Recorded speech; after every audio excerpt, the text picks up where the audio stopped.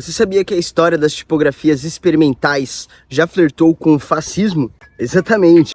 Tipografias flertando com o fascismo? Às vezes a história do design pode ter um buraco muito mais embaixo do que a gente imagina. Salve, eu sou Gustavo Stack, falo sobre arte, design, sociedade, política, por que não? E o que mais couber aqui dentro dos meus espaços digitais. Valeu! E todo mundo sempre precisou se comunicar, até os fascistas. O movimento de experimentação tipográfica chamado futurismo, que surgiu lá no século XX, na Itália, no início do século XX, liderado por Filippo Tommaso Marinetti, tinha o objetivo de romper com o passado a qualquer custo. Queria desenhar ali a linha de uma nova era, por isso o nome futurismo. O movimento futurista foi então um movimento de vanguarda lá na Itália. Começo do século XX, mais ou menos 909, por esse mano aí Marinetti. E esse movimento visualmente cultuava a modernidade, né? A máquina, a evolução, e representava isso nas suas formas. As letras transmitiam velocidade e tudo mais. Era realmente vender a ideia de um futuro, vender a ideia moderno, do tecnológico, do amanhã. Só que dentro de tudo isso, apesar de um visual incrível, o discurso que era vendido pelo governo italiano era de que o futuro teria que ser fascista. E esses futuristas, eles romantizavam a guerra, como se fosse um degrau para o progresso. E traduziam essa romantização como uma experiência estética, um novo homem, um novo visual, um futuro que só se realizaria a partir do conflito. Não havia separação entre arte e política. Criar significava servir ao projeto de uma nova ordem. E essa visão abriu terreno para que o futurismo fosse percebido e acabasse se tornando um dos movimentos que mais contribuíram para a estética, a retórica e a disseminação do fascismo italiano na época.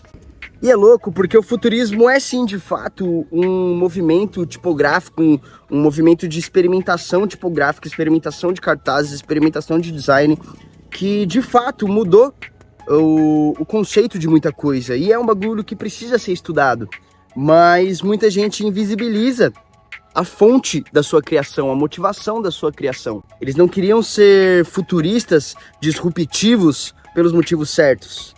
O futuro teria que ser das normas e regimentos que eles acreditavam ideais para o futuro. Por isso romantizavam a guerra, porque a partir da guerra que você poderia impor o futuro que a Itália desejava, tá ligado? Eles não tentavam ser experimentais e diferentes e disruptivos para que tivesse uma quebra sobre as regras regentes, tá ligado?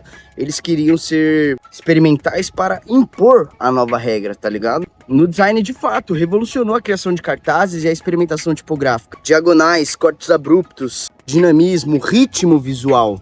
O futurismo trouxe tudo isso pro design. Era uma linguagem estética que quebrava, de fato, padrões e celebrava o caos, mas pelos motivos e interesses dos fascistas. Por isso é tão deturpado, mas visualmente eles tinham o seu propósito de representar o futuro. Esses elementos tinham o propósito de comunicar, de fato, o futuro.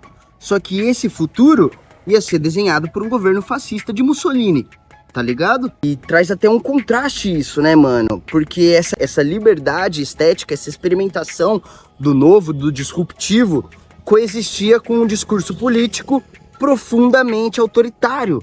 Então era como se eles quisessem transmitir um ar de revolução, só que na verdade aquela estética revolucionária trazia consigo um discurso totalmente autoritário. Então o futurismo foi sim, mano, um marco pro design moderno, tá ligado? Mas ele é e sempre será um alerta histórico. Como eles queriam comunicar uma ideia de revolução, até o povo abraçasse aquele ideal de que, pô, eles estão quebrando com o que estava errado antes. Eles estão rompendo com o que estava errado antes. Mas utilizar desse discurso visual para camuflar uma ideia autoritária, uma ideia fascista. Entender a relação do visual e da interpretação é fundamental.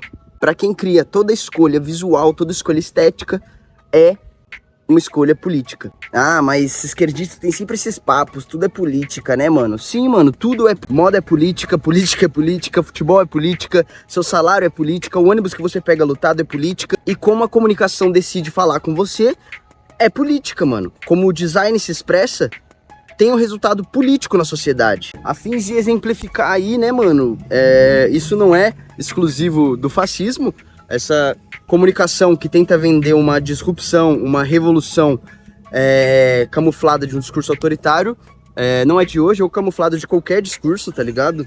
A gente tem exemplo aí dos bolsonaristas no auge lá usando o Vaporwave, tá ligado? Se adaptando ao ambiente digital para alcançar mais pessoas, para vender a ideia deles, tá ligado? E para fins de estudo de similares no geral, mano, além do futurismo, você pode pesquisar também sobre o construtivismo russo, que tem muita referência política dentro dessa criação também. E é isso, mano. Se você acha que design não é política, cara, sinto muito, mas design tem tudo a ver com sociedade, com política. Então, videozão curto, só pra não deixar o canal sem vídeo aí, demorou, Vitão? No mais, uma mensagem final aqui de resumo, mano. Não deixe discursos, ideias ou visuais te comprarem tão fácil, mano. Às vezes existe um motivo, às vezes aquela criação, aquele projeto, aquela materialização visual foi totalmente pensada para transmitir ou para parecer algo que te agradasse. Mas dentro daquilo pode ter um outro discurso escondido, tá ligado? Camuflado dentro daquele visual que você já tá acostumado, já tá familiarizado. E aí esse visual é utilizado justamente para falar com você. Às vezes tem muito mais coisa para ouvir que não tá sendo falada, mano. Reflita. Boa parte do texto desse vídeo foi da Ana Flávia, que eu vi lá no LinkedIn, tá ligado? Ela fez um carrossel incrível aí lá no LinkedIn. Vou deixar o link na descrição do YouTube. E é isso aí. Quem gostou, gostou. Quem não gostou, morde as costas.